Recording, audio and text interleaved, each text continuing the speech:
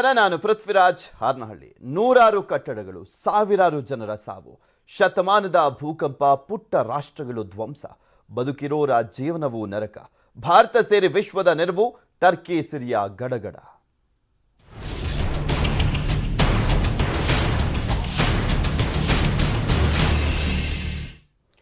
ನಿನ್ನೆ ಟರ್ಕಿ ಸಿರಿಯಾದಲ್ಲಿ ನಡೆದಿರುವಂಥ ಭೂಕಂಪ ಎಂಥವ್ರನ್ನಾದರೂ ಕೂಡ ಗಡಗಡ ಅಂತ ನಡುಗಿಸ್ಬಿಡುತ್ತೆ. ಒಂದು ರೀತಿಯಾಗಿ ಬೆಚ್ಚಿ ಬೀಳಿಸ್ಬಿಡುತ್ತೆ. ರಾತ್ರಿ ಕಾಣ್ತಾ ಇರುವಂಥ ಕನಸ ಅಂತ ಅನ್ಸ್ಬಿಡುತ್ತೆ ಆ ದೃಶ್ಯಾವಳಿಗಳನ್ನು ನೋಡ್ತಾ ಇದ್ರೆ. ಪ್ರಬಲ ಭೂಕಂಪಕ್ಕೆ ನಲುಗಿ ಹೋಗಿರುವಂಥದ್ದು ಸಿರಿಯಾ ಮತ್ತು ಟರ್ಕಿ. ಕ್ಷಣ ಕ್ಷಣಕ್ಕೂ ಕೂಡ ಏರ್ತಾನೇ ಇದೆ ಸಾವಿನ ಸಂಖ್ಯೆ. ಇವರೆಗೂ 4,000 ಮಂದಿ ಸಾವನ್ನಪ್ಪಿರುವಂಥದ್ರ ಬಗ್ಗೆ ಮಾಹಿತಿ ಲಭ್ಯವಾಗಿದೆ. 18,000 ಮಂದಿಗೆ ಗಾಯ ಆಗಿದೆ ಈ ಭೂಕಂಪನದ ಸಂದರ್ಭದಲ್ಲಿ. ಬಟ್ ಇಲ್ಲಿ ಮೃತರ ಸಂಖ್ಯೆ 20,000 ದಾಟುವಂತ ಸಾಧ್ಯತೆ ಇದೆ ಅಂತ WHO ಹೇಳಿರುವಂಥದ್ದು. ಅದರ ಪ್ರಕಾರ 20,000ಕ್ಕೂ ಹೆಚ್ಚು ಜನ ಸಾವನ್ನಪ್ಪಿದ್ದಾರೆ ಅಂತ ಹೇಳಲಾಗ್ತಾ ಇದೆ. ಸಾವಿನ ಸಂಖ್ಯೆ ಏರಿಕೆ ಸಾಧ್ಯತೆ. ಕಟ್ಟಡದ ಅವಶೇಷಗಳಡಿ ಸಾಕಷ್ಟು ಜನ ಸಿಕ್ಕಾಕೊಂಡಿದ್ದಾರೆ. ಅಲ್ಲಿ ರಕ್ಷಣಾ ಕಾರ್ಯಾಚರಣೆ ಕೂಡ ದೊಡ್ಡ ಮಟ್ಟದಲ್ಲಿ ಸವಾಲಾಗಿದೆ. ಅವಶೇಷಗಳಡಿ ಸಿಲುಕಿದಂಥವರ ರಕ್ಷಣಾ ಕಾರ್ಯ ಮಾಡಲಾಗ್ತದೆ. ಕಟ್ಟಡಗಳು ನೆಲಸಮ ಆಗಿದೆ. ಲಕ್ಷಾಂತರ ಜನ ನಿರಾಶ್ರಿತರಾಗಿದ್ದಾರೆ. ಸ್ಮಶಾನದಂತೆ ಕಾಣ್ತಾ ಇರುವಂಥದ್ದು ಸಿರಿಯಾ ಮತ್ತು ಟರ್ಕಿ. ರಕ್ಷಣಾ ಕಾರ್ಯಕ್ಕೆ ಹಿಮಪಾತ ಬೇರೆ ಅಡ್ಡಿ. ಈ ಕಡೆ ರಕ್ಷಣಾ ಕಾರ್ಯಾಚರಣೆಯನ್ನು ಮಾಡುವಂಥ ನಿಟ್ಟಿನಲ್ಲಿ ಸಾಕಷ್ಟು ಹರಸಾಹಸ ಪಡುವಂಥ ಪರಿಸ್ಥಿತಿ ಇದೆ. ಬಿಕಾಸ್ ಅಲ್ಲಿ ಹಿಮಪಾತ ಬೇರೆ ಆಗ್ತಾ ಇದೆ. ತರಗುಟ್ಟುವಂಥ ಚಳಿಗೆ ಸಂತ್ರಸ್ತರು ತತ್ತರಿಸಿ ಹೋಗಿದ್ದಾರೆ. ಆ ಚಳಿಯಲ್ಲೇ ಎಷ್ಟೋ ಜನ ಸಾವನ್ನಪ್ಪುವಂಥ ಪರಿಸ್ಥಿತಿ ಇದೆ. ಲೆಬನಾನ್, ಗ್ರೀಸ್, ಇಸ್ರೇಲ್ ಮೇಲೂ ಕೂಡ ಭೂಕಂಪದ ಎಫೆಕ್ಟ್ ಆಗಿರುವಂಥದ್ದು. ಟೋಟಲ್ ಆಗಿ 8 ದೇಶಗಳಲ್ಲಿ ಅಪಾರ ಹಾನಿಯಾಗಿದೆ. ಅದರಲ್ಲಿ ಹೆಚ್ಚಿನದಾಗಿ ಹಾನಿಯಾಗಿರುವಂಥದ್ದು ಅಂದರೆ ಟರ್ಕಿ ಮತ್ತು ಸಿರಿಯಾದಲ್ಲಿ 7.8ರ ತೀವ್ರತೆಯಲ್ಲಿ ಈ ಭೂಕಂಪನ ಸಂಭವಿಸಿರುವಂಥದ್ದು. ಅದು ಬೆಳಗಿನ ಜಾವ 4:17ಕ್ಕೆ ಸಂಭವಿಸಿರೋದಲ್ವಾ. ಎಲ್ಲರೂ ಮಲಗಿರ್ತಾರೆ ಈ ಟೈಮ್ನಲ್ಲಿ ಕಟ್ಟಡಗಳು ಕುಸಿದಿರುವಂಥದ್ದು. ಸೊ ಹೀಗಾಗಿ ಸಾವಿನ ಸಂಖ್ಯೆಯನ್ನು ಊಹೆ ಮಾಡಲಿಕ್ಕೂ ಕೂಡ ಅಲ್ಲಿ ಆಗ್ತಾ ಇಲ್ಲ. ಅಲ್ಲಿ ಸಿಗ್ತಾ ಇರುವಂಥ ಶವಗಳ ಆಧಾರದ ಮೇಲೆ ಕೌಂಟ್ಗಳನ್ನು ಮಾಡಲಾಗ್ತಾ ಇರುವಂಥದ್ದು.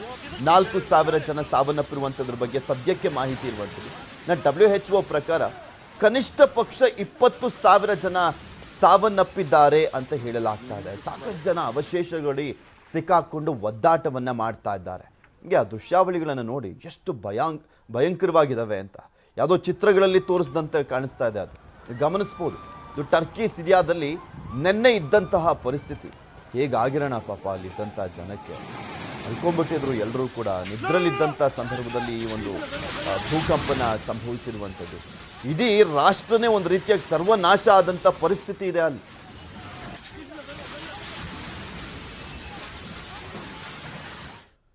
ಯಾವುದೇ ರಾಷ್ಟ್ರ ಸಂಕಷ್ಟದಲ್ಲಿದೆ ಅಂತ ಬರ್ತಿದ್ದ ಹಾಗೆ ಮೊದಲು ನೆರವಿಗೆ ನಿಂತ್ಕೊಳ್ಳುವಂಥದ್ದು, ನೆರವಿಗೆ ಕೈ ಚಾಚುವಂಥದ್ದು ಅಂದರೆ ಅದು ಭಾರತ ಅಂತ ಹೇಳಿದ್ರೆ ತಪ್ಪಾಗ್ಲಿಕ್ಕಿಲ್ಲ. ಭೂಕಂಪದಿಂದ ನರಳ್ತಾ ಇರುವಂಥ ಟರ್ಕಿಗೆ ಭಾರತ ನೆರವನ್ನು ನೀಡ್ತಾ ಇದೆ. ಟರ್ಕಿ ಜನರ ನೆರವಿಗೆ ಮುಂದಾಗಿರುವಂಥದ್ದು Bharat. NDRF team, dog squad ಅನ್ನ ರವಾನೆ ಮಾಡಲಾಗ್ತದೆ, ಕಳಿಸ್ಕೊಡ್ಲಾಗ್ತದೆ. ತುರ್ತು ಆರೋಗ್ಯ ಸಲಕರಣೆ ಜೊತೆ ತೆರಳಿರುವಂಥದ್ದು NDRF. ಅವಶೇಷಗಳಲ್ಲಿ ಸಿಲುಕಿರುವಂಥ ಜನರ ರಕ್ಷಣೆಗೆ ಮುಂದಾಗಿದೆ NDRF. ವಾಯುಸೇನೆಯ C-17 ವಿಮಾನದ ಮೂಲಕ ಸಿಬ್ಬಂದಿಯನ್ನ ಕಳಿಸಿಕೊಡಲಾಗಿದೆ. ನಿನ್ನೆ ಪ್ರಧಾನಮಂತ್ರಿಗಳು ಹೇಳ್ತಾ ಇದ್ರು, ಫ್ಯಾಕ್ಟ್ ಬೆಂಗಳೂರಿನಲ್ಲೇ ಹೇಳ್ತಾ ಇದ್ರು, ಟರ್ಕಿಯಲ್ಲಿ ಆಗಿರುವಂಥ ಘಟನೆ ನಿಜಕ್ಕೂ ಕೂಡ ದುರಂತ ಆ ರೀತಿಯಾಗಿ ಸಂಭವಿಸಬಾರ್ದಿತ್ತು, ಸಂಭವಿಸ್ತಿದೆ. ಬಟ್ ನಾವೆಲ್ಲರೂ ಕೂಡ ಭಾರತೀಯರು ಅವ್ರ ಜೊತೆ ಇದ್ದೇವೆ, ಏನೇನು ಸಹಾಯ ಮಾಡಬೇಕು ಮಾಡ್ತೀವಿ ಅಂತ ಹೇಳಿದ್ರು. ನಿಮಗೆ ತೋರಿಸ್ತಾ ಇದ್ದೀವಿ ದೃಶ್ಯಾವಳಿಗಳಲ್ಲಿ ಟರ್ಕಿಗೆ ಭಾರತ ಯಾವ ರೀತಿಯಾಗಿ ನೆರವನ್ನು ನೀಡಲಿಕ್ಕೆ ಮುಂದಾಗಿದೆ ಅಂತ. ಪ್ರಧಾನಮಂತ್ರಿ ನರೇಂದ್ರ ಮೋದಿ ನೆರವಿನ ಭರವಸೆಯನ್ನು ನೀಡಿದ್ರು. ಅದರಂತೆ ಭಾರತದಿಂದ ದೊಡ್ಡ ತಂಡವೇ ಟರ್ಕಿ ಜನರ ನೆರವಿಗೆ ತೆರಳಿದೆ. ಸಾಕಷ್ಟು NGOಗಳು ಕೂಡ ಟರ್ಕಿ ನೆರವಿಗೆ ತೆರಳಿರುವಂಥದ್ದು. ಎಲ್ಲದ್ರ ಬಗ್ಗೆ ಮತ್ತಷ್ಟು ಮಾಹಿತಿಯನ್ನು ನೀಡ್ತಾರೆ ನಮ್ಮ ಡೆಪ್ಯೂಟಿ ನ್ಯೂಸ್ ಎಡಿಟರ್ ಆಗಿರುವಂಥ ರಾಘವೇಂದ್ರ ಗುಡಿ. ನಮ್ಮ ಜೊತೆ ನೇರ ಸಂಪರ್ಕದಲ್ಲಿ ಜಾಯ್ನ್ ಆಗ್ತಾ ಇದ್ದಾರೆ. ಗುಡ್ ಮಾರ್ನಿಂಗ್ ರಾಘವೇಂದ್ರ ಗುಡಿ. ಈಗ ಟರ್ಕಿ ಸೇರಿದಂತೆ ಟೋಟಲ್ ಆಗಿ 8 ದೇಶಗಳಲ್ಲಿ ಈ ಭೂಕಂಪನ ಆಗಿದ್ದು. ಹೇಗಿದೆ ಪರಿಸ್ಥಿತಿ ಅಲ್ಲೀಗ? ಭಾರತ ಯಾವ ರೀತಿಯಾಗಿ ನೆರವಿನ ಹಸ್ತವನ್ನ ಚಾಚಿದೆ? ಪೃಥ್ವಿ, ಮೊದಲು ಟರ್ಕಿಯ ಬಗ್ಗೆ ವಿಚಾರವನ್ನ ನೋಡೋದಾದ್ರೆ, ಟರ್ಕಿಯಲ್ಲಿ ಮೊದಲ ಬಾರಿ ಗಮನಿಸಿದಾಗ ಮೊನ್ನೆ ಬೆಳಗಿನ ಜಾವ ಭೂಕಂಪನ ಆಗುತ್ತೆ. 7.8 ಅಷ್ಟು ದಾಖಲಾಗುತ್ತೆ ರಿಕ್ಟರ್ ಮಾಪಕದಲ್ಲಿ. ನಂತರದಲ್ಲಿ ಮತ್ತೊಂದು ಬಾರಿ 7.6 ಅಷ್ಟು ಭೂಕಂಪ ದಾಖಲಾಗುತ್ತೆ. ನಂತರದಲ್ಲಿ 6.00 ಭೂಕಂಪ ದಾಖಲಾಗುತ್ತೆ. ಅದರ ಬಳಿಕ ಅದರ ಆಫ್ಟರ್ ಎಫೆಕ್ಟ್ ಆಗಿ ಸರಿಸುಮಾರಾಗಿ 20 ಬಾರಿ ಭೂಮಿ ಕಂಪಿಸಿದೆ ಪೃಥ್ವಿ. ಅಂದ್ರೆ ಅದರ ಊಹೆನ, ಆ ಒಂದು ಡಿವಾಸ್ಟೇಷನ್ ಏನಿದೆ, ಅದರ ಒಂದು ಭಯಾನಕತೆ ಏನಿದೆ ಅದನ್ನ ಅಲ್ಲೇ ಊಹೆಯನ್ನ ಮಾಡ್ಕೊಳ್ಳೋದಕ್ಕೂ ಕೂಡ ಸಾಧ್ಯ ಇಲ್ಲ. ಯಾಕಂದ್ರೆ ಎಷ್ಟೋ ಬಾರಿ ಏನಾಗ್ತಾ ಇದೆ, ಒಂದು ಮೊದಲ ಬಾರಿ ಭೂಕಂಪ ಆದಾಗ ಅಲ್ಲಿ ಸಾಕಷ್ಟು ಕಟ್ಟಡಗಳು ಕುಸಿತಾವೆ, ಆ ಕಟ್ಟಡಗಳ ಅಡಿಯಲ್ಲಿ ಜನ ಸಿಲ್ಕೊಳ್ತಾರೆ. ಅವರನ್ನ ಹೇಗೆ ರಕ್ಷಣೆ ಮಾಡೋದಪ್ಪ, ಅವರನ್ನ ಹೇಗೆ ರಕ್ಷಣೆ ಮಾಡೋದು ಅಂತೇಳಿ ಆ ಒಂದು ವಿಚಾರ ಮಾಡ್ತಾ ಇರುವಂತ ಸಂದರ್ಭದಲ್ಲಿ ಮತ್ತೆ ಭೂಕಂಪ ಆಗುತ್ತೆ, ಮತ್ತಷ್ಟು ಕಟ್ಟಡಗಳು ಕುಸಿತಾ ಇದಾವೆ. ಈ ರೀತಿಯಾಗಿ ನಾವು ಗಮನಿಸ್ಕೊಳ್ತಾ ಹೋದ್ರೆ ಸರಿಸುಮಾರಾಗಿ 3,000-4,000 ಹೈ ರೈಸ್ ಬಿಲ್ಡಿಂಗ್ ಗಳು ಅಂದ್ರೆ ಅಪಾರ್ಟ್ಮೆಂಟ್ ಗಳು ಕುಸಿದಿರುವಂತದನ್ನ ಕಾಣ್ತಾ ಇದೀವಿ. ಟರ್ಕಿಯಲ್ಲಿ 10 ನಗರಗಳಲ್ಲಿ ಸಂಪೂರ್ಣವಾಗಿ ಧ್ವಂಸವಾಗಿರೋದನ್ನ ಗಮನಿಸ್ಕೊಳ್ತಾ ಇದ್ದೀವಿ. ಅದೇ ರೀತಿಯಾಗಿ ನೋಡ್ತಾ ಹೋದಾಗ ಸಾಕಷ್ಟು ಜನ ಅವಶೇಷಗಳ ಅಡಿಯಲ್ಲಿ ಸಿಲುಕಿ ಸಾವನ್ನಪ್ತಾ ಇದ್ದಾರೆ. ಇಲ್ಲಿಯ ಕ್ಲೈಮೇಟ್ ಇದೆಯಲ್ಲ, ಅತ್ಯಂತ ಚಳಿಯ ವಾತಾವರಣ ಇರ್ತಕ್ಕಂಥದ್ದು. ಆ ಒಂದು ವಾತಾವರಣದ ಕಾರಣದಿಂದಾಗಿ ಕೂಡ ರೆಸ್ಕ್ಯೂ ಆಪರೇಷನ್ ಗೆ ಸಾಕಷ್ಟು ತೊಂದರೆ ಆಗ್ತಾ ಇದೆ. ಈ ಎಲ್ಲಾ ಅಂಶಗಳನ್ನ ಗಮನಿಸ್ತಾ ಇದ್ರೆ ಸದ್ಯಕ್ಕೆ ಬಂದಿರೋ ಮಾಹಿತಿ ಪ್ರಕಾರ ನೋಡೋದಾದ್ರೆ ಕೇವಲ ಟರ್ಕಿಯಲ್ಲಿ ಮಾತ್ರ 3,000ಕ್ಕೂ ಅಧಿಕ ಜನ ಸಾವನ್ನಪ್ಪಿದ್ರೆ, ಲಕ್ಷಾಂತರ ಜನ ಮಿಸ್ಸಿಂಗ್ ಆಗಿದ್ದಾರೆ ಅಂತೇಳಿ ಮಾಹಿತಿಗಳು ಬರ್ತಾ ಇದಾವೆ. ಯಾಕಂದ್ರೆ ಆ ಭೂಕಂಪ ಇದೆಯಲ್ಲ, ಈ ಹಿಂದೆ ಎಂದೂ ಕಂಡು ಕೇಳರಿದಂತ ಭೂಕಂಪ, ಶತಮಾನದ ಮಹಾ ಭೂಕಂಪ ಅಂತಾನೆ ಇದನ್ನ ಪರಿಗಣನೆಗೆ ತೆಗೆದುಕೊಳ್ಳಲಾಗ್ತಾ ಇದೆ. ಈ ನಿಟ್ಟಿನಲ್ಲಿ ನೋಡ್ತಾ ಇದ್ದಾಗ ಇನ್ನು ಪಕ್ಕದ ಸಿರಿಯಾದಲ್ಲೂ ಕೂಡ ಸಾಕಷ್ಟು ಸಾವು ನೋವುಗಳಾಗಿದ್ದಾವೆ. ನಿನ್ನೆ ತಡರಾತ್ರಿವರೆಗೂ ನಾವು ಗಮನಿಸಿದಾಗ ಸುಮಾರು 500-800 ಬಿಲ್ಡಿಂಗ್ ಗಳು ಕುಸಿದಿದ್ದಾವೆ. ಅಲ್ಲಿ ಕೂಡ 1,000-1,500 ಜನ ಸಾವನ್ನಪ್ಪಿದ್ದಾರೆ. ಅಂದ್ರೆ ಅವರ ಶವಗಳು ದೊರೆತಿದ್ದಾವೆ ಅಂತೇಳಿ ಸರ್ಕಾರ ಮಾಹಿತಿಯನ್ನ ಕೊಡ್ತಾ ಇದೆ. ಈ ಎರಡು ದೇಶಗಳನ್ನ ಹೊರತುಪಡಿಸಿದ್ರೆ ಈಜಿಪ್ಟ್ ನಲ್ಲೂ ಕೂಡ ಭೂಮಿ ಕಂಪಿಸಿದೆ, ಇಸ್ರೇಲ್ ನಲ್ಲಿ ಭೂಮಿ ಕಂಪಿಸಿದೆ. ಆದ್ರೆ ಅಲ್ಲಿ ಸಾವು ನೋವಿನ ಪ್ರಮಾಣಗಳು ದಾಖಲಾಗಿಲ್ಲ. ಪ್ರಮುಖವಾಗಿ ಈ ಒಂದು ಭೂಕಂಪ ಇದೆಯಲ್ಲ, ಇದರ ಕೇಂದ್ರ ಸ್ಥಾನ ಇದ್ದಿದ್ದೇ ಟರ್ಕಿಯಲ್ಲಿ. ಹೀಗಾಗಿ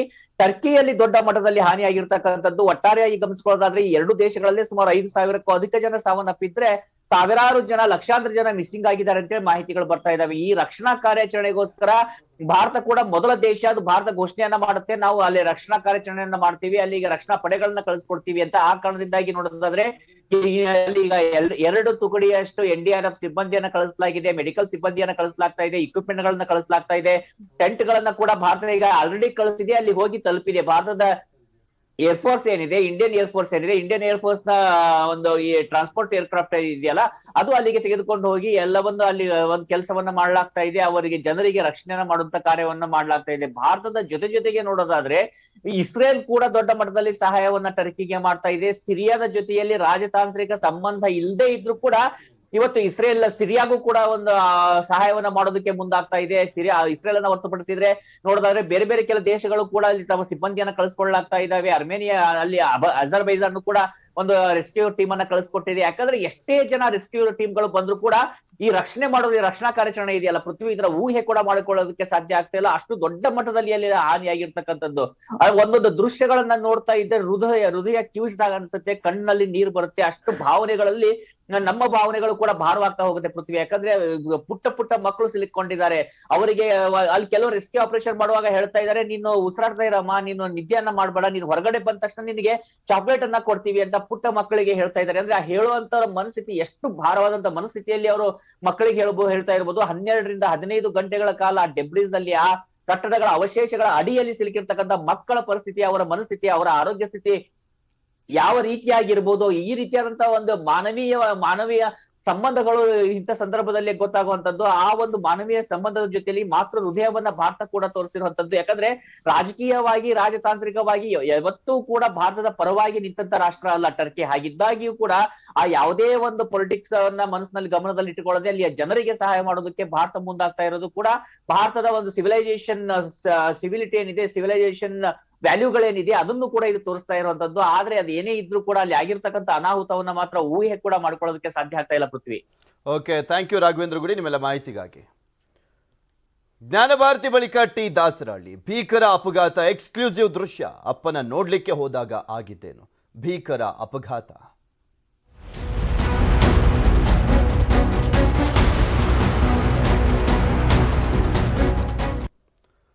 ಬೆಂಗಳೂರಿನಲ್ಲಿ ದಿನವೂ ಕೂಡ ಸಾಕಷ್ಟು ಅಪಘಾತಗಳು ನಡೀತಾನೆ ಇರ್ತವೆ. ಅದರಲ್ಲಿ ಭಯಾನಕ ಅಪಘಾತಗಳು ಅಂತ ಕರಿಬಹುದು. ಈ ಸ್ಟೋರಿಯಲ್ಲಿ ನಿಮ್ಗೆ ತೋರಿಸ್ತೀನಿ. ದಾಸರಹಳ್ಳಿ ಬಳಿ ಸ್ಕೂಟರ್ಗೆ ಕಾರ್ ಡಿಕ್ಕಿ ಹೊಡೆದಿದೆ.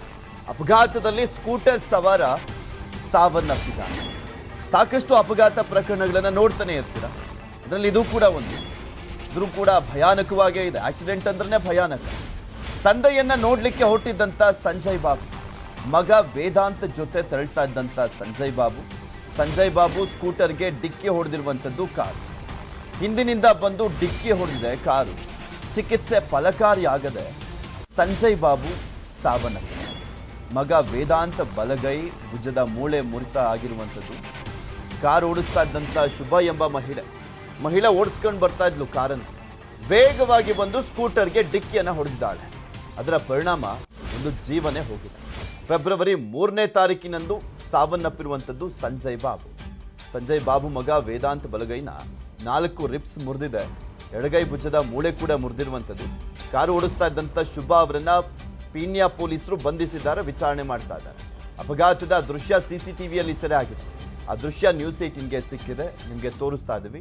ದೃಶ್ಯಾವಳಿಗಳಲ್ಲಿ ಗಮನಿಸಬಹುದು.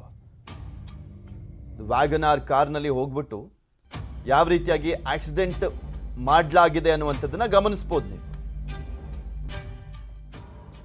ಬರಬೇಕಾದ್ರೆ ಅಲ್ಲಿ ಎಣ್ಣೆ ಮೇಲೆ ರಿಲಯನ್ಸ್ ಫ್ರೆಶ್ ಹತ್ರ ಒಂದು ರೈಟ್ ಸೈಡ್ ಯೂಟರ್ನ್ ಇದೆ. ಆ ಯೂಟರ್ನ್ ಹತ್ರ ನಿಧಾನಕ್ಕೆ ಬರಬೇಕಾದ್ರೆ ಹಿಂದ್ಗಡೆಯಿಂದ ಜೋರಾಗಿ ಒಂದು ಕಾರ್ ಬಂದು ಗುದ್ದು ಡಿವೈಡರ್ ಹತ್ರವರೆಗೂ ಬಾಡಿನ ಕೆಳಗಡೆ ಇದಾಗಿ ಸ್ಮ್ಯಾಶ್ ಮಾಡ್ಕೊಂಡು ಎಳ್ಕೊಂಡು ಹೋಗ್ಬಿಟ್ಟಿದೆ. ಈಗ ನಮ್ಮ ಅಣ್ಣ ಕಾರ್ ಜೊತೆಯಲ್ಲೇ ಡಿವೈಡ್ರಲ್ಲಿ ಸಿಕ್ಕಾಕೊಂಡ್ಬಿಟ್ಟಿದ್ದಾರೆ. ಅದಾದಮೇಲೆ ಅವ್ರು ನಮ್ಮ ಅಣ್ಣನ ಎಳ್ಕೊಂಡು ಆಮೇಲೆ ಆಂಬ್ಯುಲೆನ್ಸ್ ಎಲ್ಲ ಹಾಕ್ಕೊಂಡು ಪ್ರಕ್ರಿಯೆ ಕರ್ಕೊಂಡು ಹೋದ್ರು. ಯಾರು ಗುದ್ದಿದ್ದಾರೆ ಅವ್ರನ್ನೂ ಕೂಡ ಜೊತೆಯಲ್ಲೇ ಕರ್ಕೊಂಡು ಫ್ರೆಂಡ್ಸ್ ಎಲ್ಲ ಹೆಲ್ಪ್ ಮಾಡಿದ್ದಾರೆ. ಕರ್ಕೊಂಡು ಹೋಗಿ ಅಲ್ಲಿ ಫಸ್ಟ್ ಏಡ್ ಕೊಟ್ಟ ಮೇಲೆ ಅಲ್ಲಿ ಟ್ರೀಟ್ಮೆಂಟ್ ಆಗೋದಿಲ್ಲ ಅಂತ ಹೇಳಿದ್ದಾರೆ. ಅದಕ್ಕೆ ಸ್ಪೈನಲ್ ಕಾರ್ಡ್ ಇಂಜುರಿ ಮತ್ತು ಲೆಫ್ಟ್ ಲೆಗ್ ಎಲ್ಲ ಇಂಜುರಿ ಆಗಿದೆ ಅಂದ್ಬಿಟ್ಟು, ಆಮೇಲೆ ಪೆಲ್ವಿಕ್ ಇಂಜುರಿ ಆಗಿದೆ ಅಂತ ಹೇಳಿ. ಇದ್ರ ಬಗ್ಗೆ ಮತ್ತಷ್ಟು ಮಾಹಿತಿಯನ್ನು ನೀಡ್ತಾರೆ ನಮ್ಮ ಪ್ರತಿನಿಧಿ ಮಂಜುನಾಥ್. ನೇರ ಸಂಪರ್ಕದಲ್ಲಿ ಜಾಯ್ನ್ ಆಗ್ತಾ ಇದ್ದಾರೆ. ಮಂಜುನಾಥ್, 4 ದಿನಗಳ ಹಿಂದೆ ನಡೆದಿದ್ದಂಥ ಘಟನೆ ನೋಡ್ತಾ ಇದ್ವಿ, ಯಾವ ರೀತಿಯಾದಂಥ ಒಂದು ಭಯಾನಕ ಆಕ್ಸಿಡೆಂಟ್ ಅಂತ. ಅದರಲ್ಲಿ ಸ್ಪಷ್ಟವಾಗಿ ಕಾಣಿಸ್ತಾ ಇತ್ತು ಕಾರ್ನ ಚಾಲಕಿಯ ತಪ್ಪು ಎದ್ದು ಕಾಣಿಸ್ತಾ ಇದೆ. ಅಲ್ಲಿ ಆ ಕಾರ್ ಚಾಲಕಿ ಮೇಲೆ ಯಾವ ರೀತಿಯಾದಂಥ ಪ್ರಕರಣ ದಾಖಲಿಸಿಕೊಳ್ಳಲಾಗಿದೆ, ಕ್ರಮವನ್ನ ಕೈಗೊಳ್ಳಲಾಗಿದೆ, ಮತ್ತೆ ವೇದಾಂತ್ ಹೇಗಿದ್ದಾನೆ ಇವಾಗ?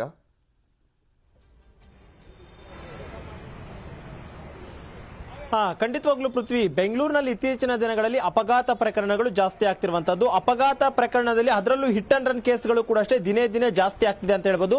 ಯಾಕಂದ್ರೆ ಟಿ ದಾಸರಹಳ್ಳಿಯಲ್ಲಿ ಕೂಡ ಅಷ್ಟೇ ಫೆಬ್ರವರಿ 1ನೇ ತಾರೀಕಿನಂದು ಒಂದು ಅಪಘಾತ ಆಗುತ್ತೆ. ಸಂಜೆ ಸುಮಾರು 4:45 ಟೈಮ್ ನಲ್ಲಿ ವೇಗನಾರ್ ಕಾರ್ನಲ್ಲಿ ಬಂದಂತಹ ಮಹಿಳೆ ಬೈಕ್ ನಲ್ಲಿ ಹೋಗ್ತಿದ್ದಂತಹ ಇಬ್ಬರ ಮೇಲೆ ಹತ್ತಿಸ್ಕೊಂಡು ಅಲ್ಲಿಂದ ಕೂಡ ಆಕೆ ಪರಾರಿ ಆಗ್ತಾಳೆ. ಇನ್ನು ಈ ಒಂದು ಘಟನೆಯಲ್ಲಿ ಕೂಡ ಅಷ್ಟೇ ಸಂಜಯ್ ಬಾಬು ಮತ್ತು ವೇದಾಂತ್ ಇವರಿಬ್ರು ಕೂಡ ಅಷ್ಟೇ ಅವರ ತಂದೆ ಸಂಜಯ್ ಬಾಬು ಅವರ ಅಪ್ಪನನ್ನ ನೋಡ್ಬೇಕು, ಯಾಕಂದ್ರೆ ಅನಾರೋಗ್ಯ ಪೀಡಿತರಾಗಿರ್ತಾರೆ. ಆ ಒಂದು ಕಾರಣಕ್ಕೋಸ್ಕರ ಆತನ ನೋಡ್ಬೇಕು ಅಂತ ಮೊಮ್ಮಗನನ್ನ ಕೂಡ ಕರ್ಕೊಂಡ್ ಬಾ ಅಂತ ಹೇಳಿದ್ರು. ಆ ಒಂದು ಕಾರಣಕ್ಕೋಸ್ಕರ ಇವರು ಮಗನ ಜೊತೆ ಹೋಗ್ತಾ ಇರ್ತಾರೆ. ಈ ಒಂದು ಸಂದರ್ಭದಲ್ಲಿ ವೇಗನಾರ್ ಕಾರ್ನಲ್ಲಿ ಬಂದಂತಹ ಮಹಿಳೆ ಅತಿ ವೇಗದಿಂದ ಬಂದು ಈ ಒಂದು ಅಪಘಾತವನ್ನು ಕೂಡ ಮಾಡ್ತಾರೆ.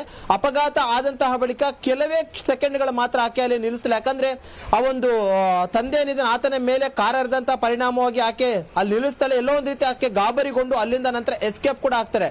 ಎಸ್ಕೇಪ್ ಆದಂತಹ ಬಳಿಕ ಎಲ್ಲೋ ಒಂದು ರೀತಿ ಪೊಲೀಸರು ಕೂಡ ಅಷ್ಟೇ ಸ್ಥಳಕ್ಕೆ ಬರ್ತಾರೆ, ಬಾಡಿಗಳನ್ನು ಶಿಫ್ಟ್ ಮಾಡ್ತಾರೆ. ಜೊತೆಗೆ ಗಾಯಾಳುಗಳಾಗಿದ್ದಂತ ಕಾರಣಕ್ಕೋಸ್ಕರ ಆಸ್ಪತ್ರೆಗೆ ಕಳಿಸ್ಬಿಟ್ಟು ಅಲ್ಲಿ ಟ್ರೀಟ್ಮೆಂಟ್ ಅನ್ನು ಕೂಡ ಕೊಡಿಸ್ತಾರೆ. ವೇದಾಂತ್ನ ಸ್ಥಿತಿಗಳು ಕೂಡ ಅಷ್ಟೇ ಸೀರಿಯಸ್ ಆಗಿದೆ ಮತ್ತು ಆತನ ತಂದೆ ಈಗಾಗಲೇ ಸಾವನ್ನಪ್ಪಿರುವಂತಹದ್ದು.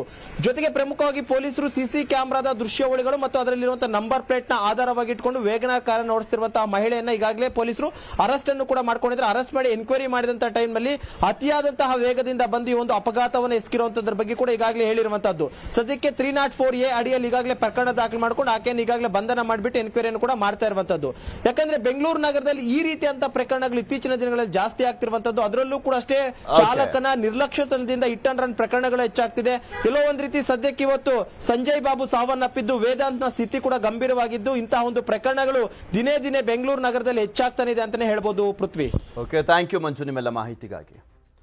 ಎಲೆಕ್ಟ್ರಾನಿಕ್ ಸಿಟಿ ಎಲಿವೇಟೆಡ್ ಫ್ಲೈಓವರ್ ಮೇಲೆ ಬೈಕ್ ಸವಾರನೊಬ್ಬ ಹುಚ್ಚಾಟವನ್ನು ಮಾಡಿದ್ದು ಆತನ ವಿರುದ್ಧ ದೂರು ದಾಖಲಾಗಿದೆ. ಒನ್ ವೇನಲ್ಲಿ ವಿರುದ್ಧ ದಿಕ್ಕಿನಲ್ಲಿ ವೇಗವಾಗಿ ಬೈಕ್ ಅನ್ನು ಓಡಿಸಿದ್ದಾನೆ. ಬೈಕ್ ಸವಾರನ ಬೇಜವಾಬ್ದಾರಿಗೆ ವಾಹನ ಸವಾರರು ಕಂಗಾಲಾಗೋಗಿದ್ರು. ಯಾಕೆಂದ್ರೆ ಇವನು ಮಾಡುವಂತ ತಪ್ಪಿಗೆ ಇನ್ಯಾರು ಸಾವನ್ನಪ್ಪುವಂತ ಪರಿಸ್ಥಿತಿ ನಿರ್ಮಾಣ ಆಗ್ಬಿಡುತ್ತೆ. ಈ ಕಾರಣಕ್ಕೋಸ್ಕರನೇ ಬೆಂಗಳೂರಿನಲ್ಲಿ ದಿನೇ ದಿನೇ ಅಪಘಾತ ಪ್ರಕರಣಗಳು ಜಾಸ್ತಿ ಆಗೋದು. ಬೈಕ್ ಸವಾರನಿಗೆ ಕಾರ್ನಲ್ಲಿ ಇದ್ದಂಥವ್ರು ಬುದ್ಧಿ ಹೇಳ್ತಾ ಇದ್ದಾರೆ, ಹೋಗ್ಬೇಡಪ್ಪ ಹಂಗೆ, ಇನ್ಯಾರೋ ಸಾಯ್ಬೇಕಾಗತ್ತೆ ನೀನ್ ಮಾಡುವಂತ ತಪ್ಪಿಗೆ ಅಂತ. ಇದ್ಯಾವುದನ್ನು ಕೂಡ ಲೆಕ್ಕಿಸದೆ ವೇಗವಾಗಿ ಬೈಕ್ ಅನ್ನ ಚಲಾಯಿಸಿಕೊಂಡು ಸಾಗಿದ್ದಾನೆ. ಇದೊಂದು ಕ್ರಿಮಿನಲ್ ಅಪರಾಧ. ಕೂಡಲೇ ಬೈಕ್ ಸವಾರನ ಪತ್ತೆ ಹಚ್ಚಿ ಬಂಧಿಸಿ ಕ್ರಮ ಕೈಗೊಳ್ಳುವಂತೆ ಸಂಚಾರ ವಿಶೇಷ ಆಯುಕ್ತರು ಹಾಗೆ ಬೆಂಗಳೂರು ಸಂಚಾರ ಪೊಲೀಸರಿಗೆ ವಿಡಿಯೋವನ್ನ ಟ್ಯಾಗ್ ಮಾಡಿ ದೂರನ್ನ ಕೊಡಲಾಗಿದೆ.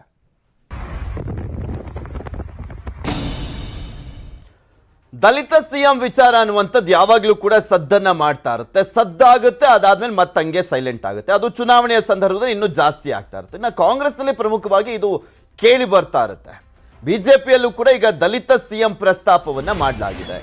ಚುನಾವಣೆ ಹೊಸ್ತಿಲಲ್ಲಿ ಬಿಜೆಪಿಯ ಹಿರಿಯ ನಾಯಕ ಅಸಮಾಧಾನವನ್ನ ವ್ಯಕ್ತಪಡಿಸಿರುವಂಥದ್ದು. ಮತ್ತೆ ದಲಿತ ಸಿಎಂ ವಿಚಾರವನ್ನ ಪ್ರಸ್ತಾಪ ಮಾಡಿದ್ದಾರೆ ರಮೇಶ್ ಜಿಗಜಿಣಗಿ ಅವರು. ಕೇಂದ್ರದ ಮಾಜಿ ಸಚಿವ ಸಂಸದ ರಮೇಶ್ ಜಿಗಜಿಣಗಿ ಇದರ ಬಗ್ಗೆ ಪ್ರಶ್ನೆಯನ್ನ ಮಾಡಿರುವಂತರು. ರಮೇಶ್ ಜಿಗಜಿಣಗಿ ಕೇಂದ್ರ ಸಚಿವರಾಗಿದ್ದಂಥವ್ರು, ಗೊತ್ತಿರಬಹುದು ನಿಮ್ಗೆ. ಇನ್ನೂ ಗೊತ್ತಿಲ್ಲ ಅಂದ್ರೆ ಮೊನ್ನೆ ಮತ್ತಷ್ಟು ಫೇಮಸ್ ಆದಂಥವ್ರು. ಯಾವ ಕಾರಣಕ್ಕೆ ಅಂದ್ರೆ ದೇಶದಲ್ಲೇ ನಂಬರ್ 1 ಆಸ್ತಿ ಮೌಲ್ಯವನ್ನ ಹೆಚ್ಚಿಸಿಕೊಂಡಿದ್ದಂತ ನಾಯಕ. ಅದು 10% 20% ಅಲ್ಲ, 4189% ಅಷ್ಟು ಆಸ್ತಿ ಮೌಲ್ಯ ಹೆಚ್ಚಾಗಿದ್ದಂತಹ ರಮೇಶ್ ಜಿಗಜಿಣಗಿ ಅವರು ಮಾತನಾಡಿದ್ದಾರೆ. ಬೊಮ್ಮಾಯಿ ಸರ್ಕಾರದ ಬಗ್ಗೆ ಜಿಗಜಿಣಗಿ ಅಸಮಾಧಾನವನ್ನು ವ್ಯಕ್ತಪಡಿಸಿದ್ದಾರೆ. ನಾವು ಜನತಾ ಪರಿವಾರ ಬಿಟ್ಟು ಬಿಜೆಪಿಗೆ ಬಂದಿದ್ದಕ್ಕೆ ನಿಮಗೆ ಕುರ್ಚಿ ಸಿಕ್ಕಿದೆ. ರಾಮಕೃಷ್ಣ ಹೆಗಡೆ ನಿಧನದ ನಂತರ ನಾನೇ ಮೊದಲ ಬಿಜೆಪಿಗೆ ಸೇರಿದ್ದಂಥವನು. ಆಗ ಇಡೀ ರಾಜ್ಯದ ದಲಿತರು ನನ್ನನ್ನು ತೆಗಳಿದ್ರು. ಬಿಜೆಪಿ ಜಾತಿವಾದಿ ಪಕ್ಷ ಅಂದ್ರು, ನಾನು ಬಂದು ಸೇರ್ಕೊಂಡೆ. ಆಗ ಯಾವ ಲಿಂಗಾಯತರು ಬಿಜೆಪಿಗೆ ಸೇರ್ಪಡೆ ಆಗಿರಲಿಲ್ಲ. ಬಿಜೆಪಿಗೆ ಸೇರ್ಪಡೆ ಆಗಿದ್ದು ನನ್ನ ದೊಡ್ಡ ಕೊಡುಗೆ ಅಲ್ವಾ? ಆಗ ನಾನು JDS ಸೇರಿದ್ರೆ ಈಗ ಬಿಜೆಪಿ ಅಧಿಕಾರದಲ್ಲಿ ಇರ್ತಿತ್ತ ಅಂತ ಪ್ರಶ್ನೆ ಮಾಡಿದ್ದಾರೆ. ಇವರ ಅಸಮಾಧಾನಕ್ಕೆ ಕಾರಣ ಏನಪ್ಪ ಗೊತ್ತಿಲ್ಲ. ಇಂದು ಪಕ್ಷದಲ್ಲಿ ಸರ್ಕಾರದಲ್ಲಿ ಸರಿಯಾಗಿ ನಿರ್ಧಾರ ಕೈಗೊಳ್ಳದ ಕಾರಣ ದೂರ ಇದ್ದೇನೆ ಅಂತ ರಮೇಶ್ ಜಿಗಜಿಣಗಿ ಹೇಳಿದ್ದಾರೆ. ಆಕ್ಚುಲಿ ಒಂದು ಹೇಳ್ಬೋದು ಈ ವಿಚಾರದಲ್ಲಿ, ರಮೇಶ್ ಜಿಗಜಿಣಿ ಅವರಿಗೆ ವಿಜಯಪುರದಿಂದ ಈ ಬಾರಿ ಟಿಕೆಟ್ ಮಿಸ್ ಆಗುತ್ತೆ ಅಂತ ಹೇಳಲಾಗ್ತಾ ಇದೆ. ಬಿಕಾಸ್ 75+ ಆಗಿರುವಂತ ಹಿನ್ನೆಲೆಯಲ್ಲಿ ಒಂದು ಲಿಸ್ಟೇ ಇದೆ, ಒಂದು 5-6 ಜನದ ಲಿಸ್ಟ್ ಇರುವಂಥದ್ದು ಬಿಜೆಪಿಯಲ್ಲಿ. ಕೆಲವರಿಗೆ ಟಿಕೆಟ್ ಮಿಸ್ ಆಗುವಂತ ಚಾನ್ಸಸ್ ಇರುವಂಥದ್ರಲ್ಲಿ ರಮೇಶ್ ಜಿಗಜಿಣಗಿ ಅವರ ಹೆಸರು ಕೂಡ ಇದೆ. ಆ ಕಾರಣಕ್ಕೆ ಏನಾದರೂ ಅಸಮಾಧಾನ ವ್ಯಕ್ತಪಡಿಸಿದ್ರ ಗೊತ್ತಿಲ್ಲ.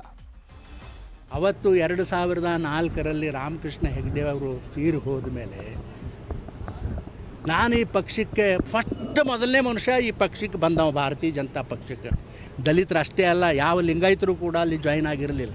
ನಮ್ಮ ಜನತಾ ಹಿಂದಿನ ಪರಿವಾರದಾಗಿರ್ತಕ್ಕಂಥ ದೇವೇಗೌಡನ ಪಕ್ಷ ನಾನು ಸೇರಿದ್ರೆ ಇವತ್ತು ಅಧಿಕಾರಕ್ಕೆ ಬರ್ತಿದ್ರ ಭಾರತೀಯ ಜನತಾ ಪಕ್ಷದ ಜನ. ಯಡಿಯೂರಪ್ಪನವ್ರು ಕೇಳೀನಿ, ಯಡಿಯೂರಪ್ಪನವರು ಅನಂತಕುಮಾರ ಎಲ್ಲರೂ ಇದ್ದಾಗ ಕೇಳೀನಿ ಒಂದಿನ, ಹೌದಪ್ಪ ನೀನು ಹೇಳಿದ ನಿಜ, ನಾವೆಂದೂ ಅಧಿಕಾರಕ್ಕೆ ಬರ್ಲಿಕ್ಕೆ ಸಾಧ್ಯ ಇರಲಿಲ್ಲ. ಸಮುದಾಯ ಏನು ನಮ್ಮ ಪಕ್ಷಕ್ಕೆ ಕೈ ಹತ್ತು ಉತ್ತರ ಕರ್ನಾಟಕದಲ್ಲಿ ಅದು ಸ್ಪೆಸಿಫಿಕ್ ಆಗಿ ಏನು ನೀವು ಕೈ ಜೋಡಿಸಿದ್ರಿ ನಾವು ಅಧಿಕಾರಕ್ಕೆ ಬಂದೆವು ಅಂತಕ್ಕಂಥದ್ದು ಒಪ್ಕೊಂಡಾರ ಅವರು. ಹೌದು ನಾನು ಸ್ವಲ್ಪ ದೂರ ಅದೀನಿ, ನಾನು ಅದಕ್ಕೂ ಅಲ್ಲ ಇದು ಕೆಟ್ಟವರು ಅಂತ ನನಗೆ ಅಭಿಮಾನದ, ನನ್ನ ಪಕ್ಷದ ಬಗ್ಗೆ ಅಭಿಮಾನದ. ಒಂದು ದಿವಸನೂ ಕೂಡ ನಾನು ಪಕ್ಷದ ಬಗ್ಗೆ ಕೆಟ್ಟ ಅಭಿಪ್ರಾಯ ಕೆಟ್ಟ ಮಾತುಗಳನ್ನು ಎಲ್ಲೂ ಕೂಡ ನಾನು ಆಡಿಲ್ಲ. ಯಾವುದೂ ನಿರ್ಣಯಗಳಾಗೋದಿಲ್ಲ, ಸರ್ಕಾರದಾಗ ಸರಿಯಾಗಿ ಇದ್ರ ಬಗ್ಗೆ ಮತ್ತಷ್ಟು ಮಾಹಿತಿಯನ್ನು ನೀಡ್ತಾರೆ ನಮ್ಮ ವಿಜಯಪುರದ ಪ್ರತಿನಿಧಿ ಗುರುರಾಜ್ ನಮ್ಮ ಜೊತೆ ದೂರವಾಣಿ ಸಂಪರ್ಕದಲ್ಲಿ ಜಾಯ್ನ್ ಆಗ್ತಾ ಇದ್ದಾರೆ. ಗುರುರಾಜ್, ಹೈಕಮಾಂಡ್ ವಿರುದ್ಧ, ಸರ್ಕಾರದ ವಿರುದ್ಧ, ನಾಯಕರ ವಿರುದ್ಧ ಬಿಜೆಪಿ ಆಲ್ಮೋಸ್ಟ್ ಎಲ್ಲ ಸಂಸದರು ನೋಡಿದೀವಿ ತುಟಿಕ್ ಪಿಟಿಕ್ ಅನ್ನಲ್ಲ, ಪರವಾಗಿಲ್ಲ ಮಾತನಾಡಿದ್ದಾರೆ ರಮೇಶ್ ಜಿಗಜಿಣಗಿ ಅವರು. ಏನ್ ಕಾರಣ ಈ ಅಸಮಾಧಾನಕ್ಕೆ? ಟಿಕೆಟ್ ಮಿಸ್ ಆಗುತ್ತೆ ಅಂತನಾ ಅಥವಾ ಬೇರೆ ಯಾವ್ದಾದ್ರು ರೀಸನ್ ಇದೆಯಾ? ಪೃಥ್ವಿರಾಜ್ ಏನಂತಂದ್ರೆ ಮುಖ್ಯವಾಗಿ ಇದೇ ಮೊದಲ ಬಾರಿಗೆ ಸಂಸದ ರಮೇಶ್ ಜಿಗಜಿಣಗಿ ಅವರು ಬಿಜೆಪಿ ನಾಯಕರ ವಿರುದ್ಧ ಮತ್ತು ಸರ್ಕಾರದ ವಿರುದ್ಧ ಅಸಮಾಧಾನವನ್ನು ವ್ಯಕ್ತಪಡಿಸಿರೋದು. ಇದಕ್ಕೆ ಮುಖ್ಯ ಕಾರಣ ಸ್ಥಳೀಯ ಮಟ್ಟದ ರಾಜಕಾರಣ ಆಗಿರುವಂತದ್ದು.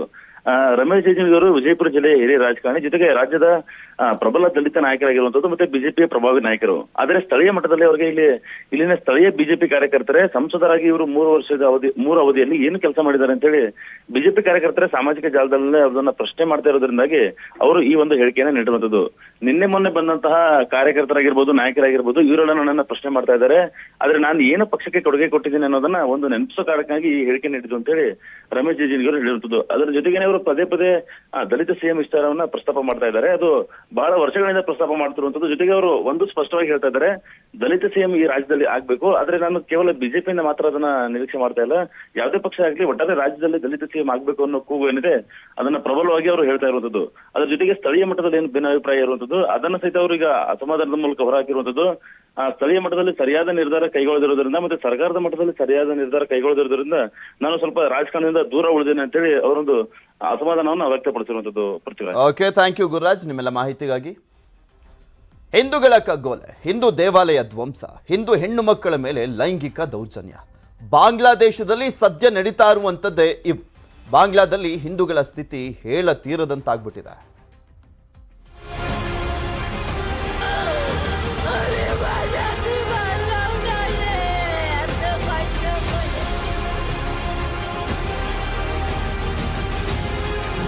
ಬಾಂಗ್ಲಾದೇಶದಲ್ಲಿನ ಹಿಂದೂಗಳನ್ನ ಬಾಂಗ್ಲಾ ಮುಸ್ಲಿಮರು ಹುರಿದು ಮುಕ್ಕುತ್ತಿದ್ದಾರೆ. ನಿನ್ನೆ ಠಾಕೂರ್ಗಾಂವ್ ಜಿಲ್ಲೆಯ 12 ದೇವಾಲಯಗಳ 14 ಮೂರ್ತಿಗಳನ್ನ ಧ್ವಂಸ ಮಾಡಲಾಗಿದೆ. ಬಾಂಗ್ಲಾದಲ್ಲಿ ಹಿಂದೂಗಳ ಸ್ಥಿತಿಯನ್ನ ಅವಲೋಕಿಸೋದೇ ಆದ್ರೆ 2022ರಿಂದ ಇಲ್ಲಿಯವರೆಗೆ 154 ಹಿಂದೂಗಳ ಮಾರಣ ಹೋಮ ನಡೆದಿದೆ.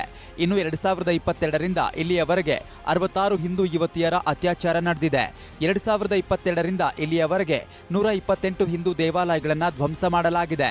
ಕಳೆದೊಂದು ವರ್ಷದಿಂದ ಇಲ್ಲಿಯವರೆಗೆ 481 ದೇವರ ಮೂರ್ತಿಗಳನ್ನು ಧ್ವಂಸ ಮಾಡಿ 333 ಹಿಂದೂಗಳಿಗೆ ಗೋಮಾಂಸವನ್ನ ಒತ್ತಾಯವಾಗಿ ತಿನ್ನಿಸಲಾಗಿದೆ. ಹಿಂದೂಗಳಿಗೆ ಸೇರಿದ ಬರೋಬ್ಬರಿ 8,990 ಎಕರೆ ಜಾಗವನ್ನ ಮುಸ್ಲಿಮರು ಅಕ್ರಮವಾಗಿ ತಮ್ಮ ವಶಕ್ಕೆ ಪಡೆದಿದ್ದಾರೆ.